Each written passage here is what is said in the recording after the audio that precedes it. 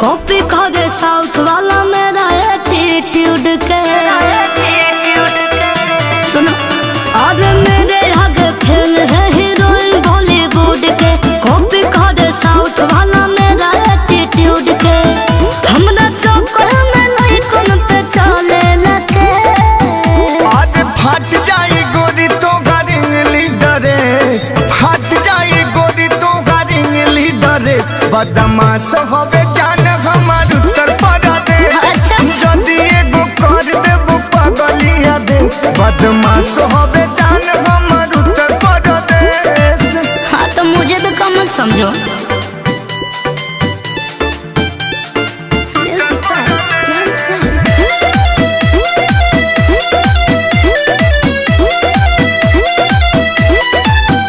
देखले हम बहनी हो ए बाबू बहुते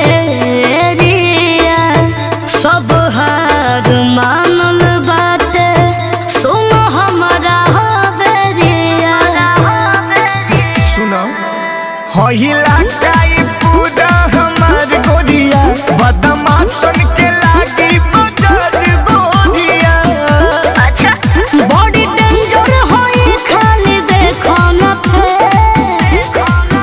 आज फट जाए गोरी तो घर इंग्लिश ड्रेस अच्छा हट जाए गोरी तो घर इंग्लिश ड्रेस बदमाश होवे जान हमार उत्तर प्रदेश जदि एगो कर देबो पगलिया देश बदमाश होवे जान हमार उत्तर प्रदेश।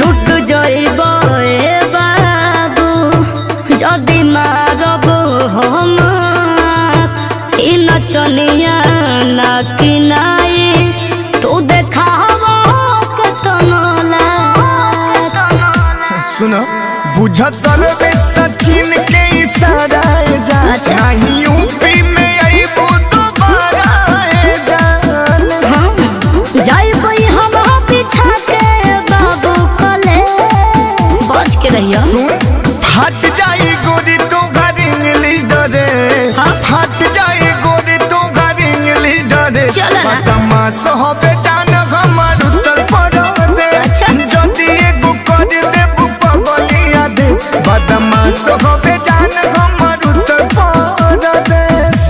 अरे हमारी यूपी ब्रांड है।